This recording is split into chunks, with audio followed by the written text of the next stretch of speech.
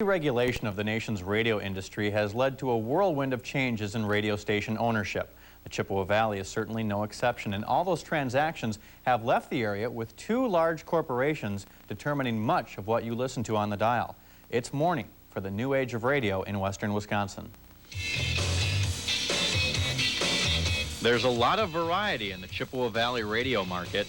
Today's best music, the new Z100. Right now, 63 at I-94. 1-800-98-1 WISM right now. And they all sound like they're having a good time. But the first thing you need to know about radio is this. A radio station is not anyone's personal jukebox. This is a business. If they don't feel they're in a pressure cooker, those boys are lying. It sounds like fun, but behind the scenes there's a real battle. Not so much between 8 or 9 little radio stations as it is a battle between two corporations. Central Communications, which has WAX and WEAU, I-94, Oldies 92.9, WEAQ AM, and Phillips Broadcasting with B95, Z100, Arrow 92.1, Moose Country 106.7, WMEQ AM, and Sports Radio 1400. Two companies, 11 radio stations controlling 90% of the radio station listening in the Chippewa Valley, thanks to government liberalizing restrictions on how many stations an owner can have in each market.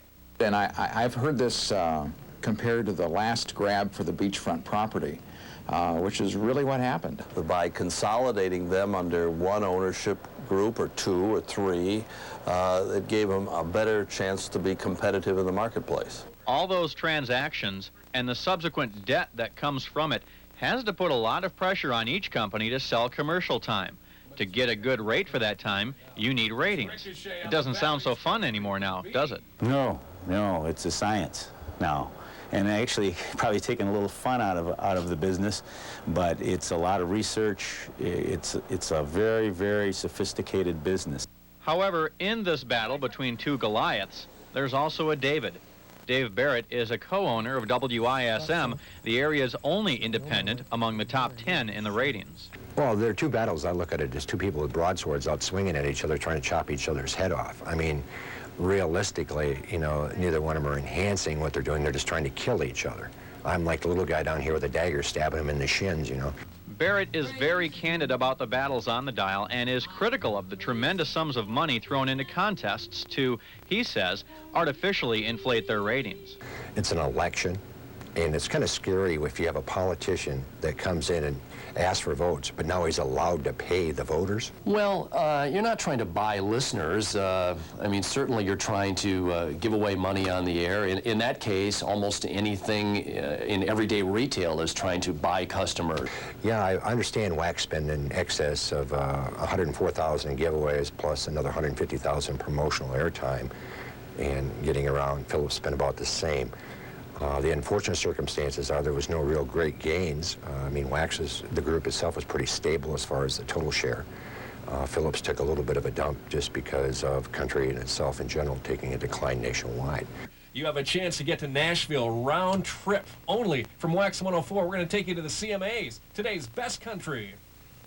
Tomorrow we will take a look at the biggest head-to-head battle between Phillips Broadcasting and Central Radio Group, their country stations. On Wednesday, their rock stations, and a more complete look at the latest radio ratings in the Chippewa Valley. We'll be right back. Now the area has a nationally recognized country radio battle. News Center 13's Pat Kreitler reports on two major owners and their 3 country music stations. High Country B95 at 7:13.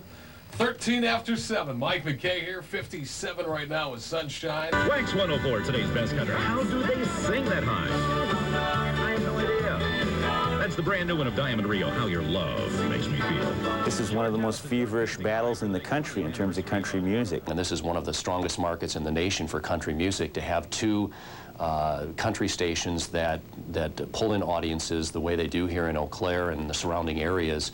July 7th, 1992. WQRB-FM is a little station licensed to serve Bloomer. Certainly no threat to the country granddaddy of western Wisconsin, WAXX. You know, I don't like cameras. I hate cameras. That's why I'm on radio, you see. Country music was in the midst of a rebirth, a youth movement. And B95 didn't just find the niche audience that Phillips Broadcasting designed it for. It was starting to peel more and more listeners away from wax, something that got the full attention of Central Radio Group. Of their 5 stations, wax is their flagship. But you look at any business that has multiple divisions in it, there's typically a division in that company that is the lifeblood of that company. And in our case, it's wax radio. I don't think anybody did deny that here at our company. So there's a tremendous amount of pressure on us to be the king of the hill. B95 is very aggressive about positioning themselves as younger, fresher.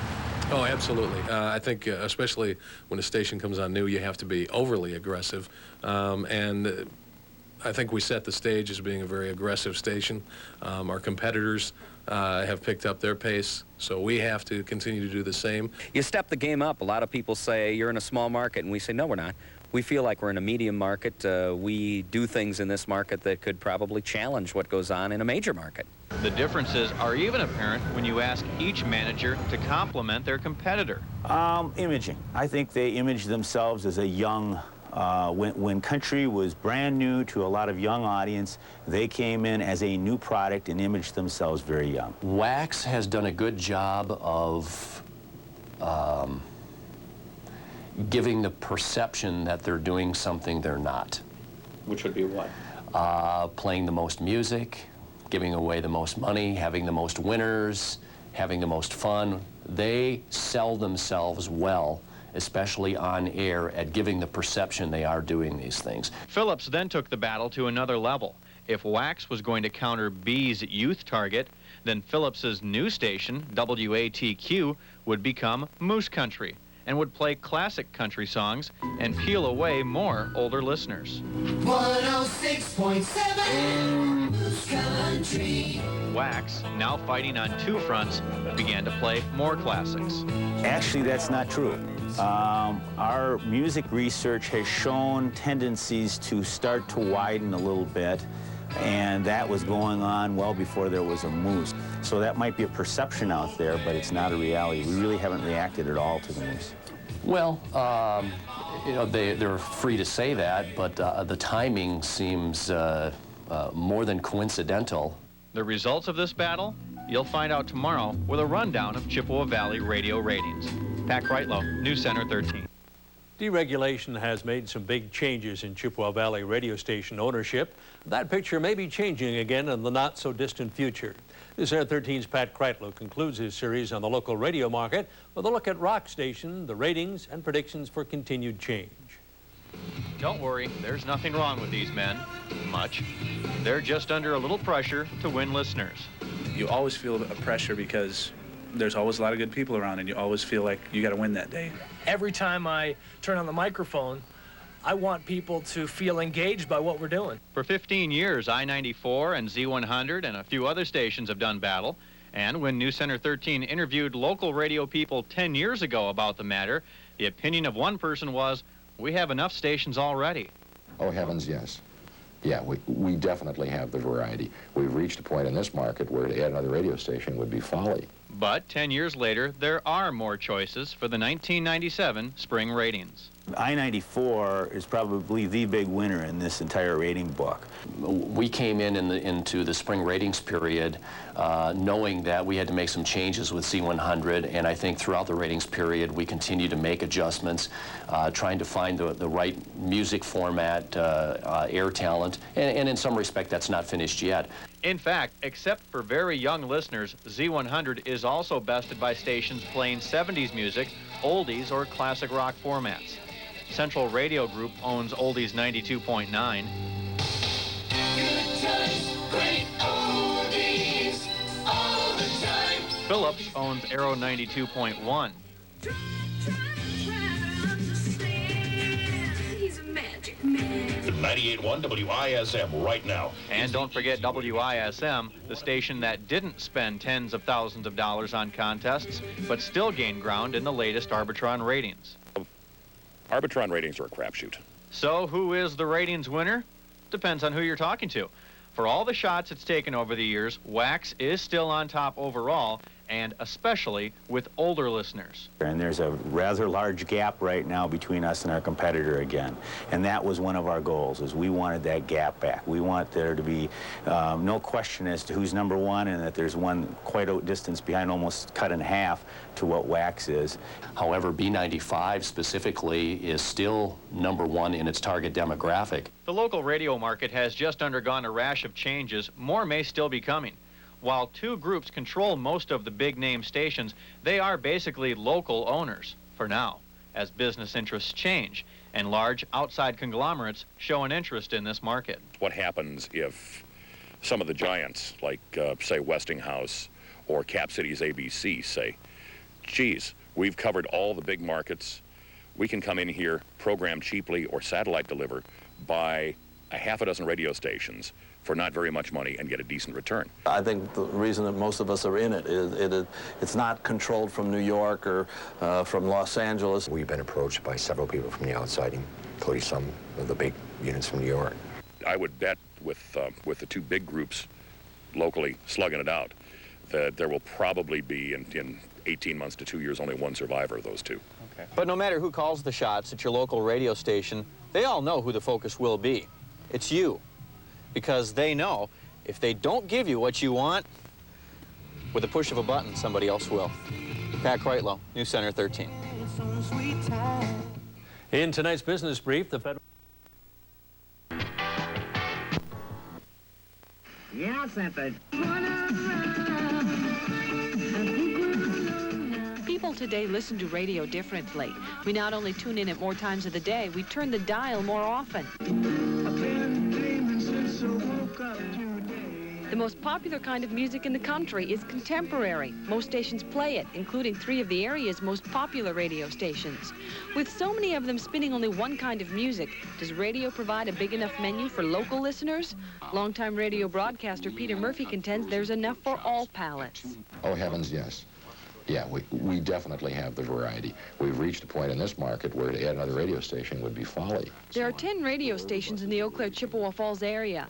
The most popular, based on the rating services, are WAX, a country western station, I-94, Z100, and WEAQ all play an assortment of contemporary music that appeals from teens to adults, and WEAU, which plays popular hits from the past. One thing you won't find on local commercial radio is classical or jazz music. As one radio disc jockey explains, it's all a matter of money. You could program the best jazz, classical music station. It could be respected by everybody in the country, but if it doesn't sell, it's not going to work. Let's face it, radio is big business. Stations have to sell advertising to keep the record spinning.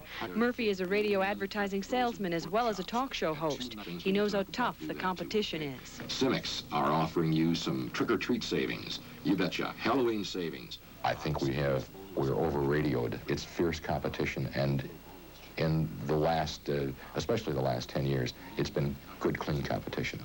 Competition is one of the reasons why radio stations play only certain kinds of music. Like a Cars, a Chevrolet, or a Ford. You have a country station. You have a rock station. And then you have WCFW, which is all over the road. Tomorrow we'll visit a small local radio station that makes its living to the beat of a different drum.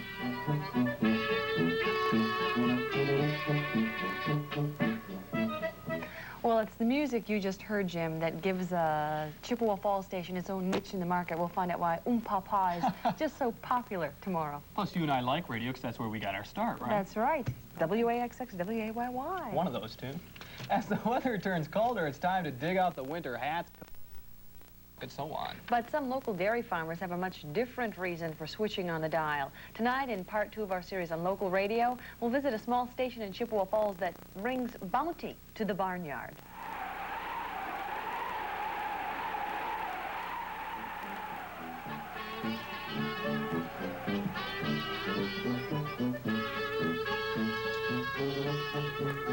It's a good type of music to get up with. It's lively, it's easy to work with, and that's why it's played a lot in barns, for instance. And we even get letters from people that the cows milk better when the polkas are on in the barn, believe it or not. Roland Bushland built this place from the ground up. He owns it, manages it, maintains it, does just about everything except likes the polka music he plays. Polka music isn't my thing, but it makes the cash register tinkle. When the turntable isn't playing polka, it's playing easy listening music.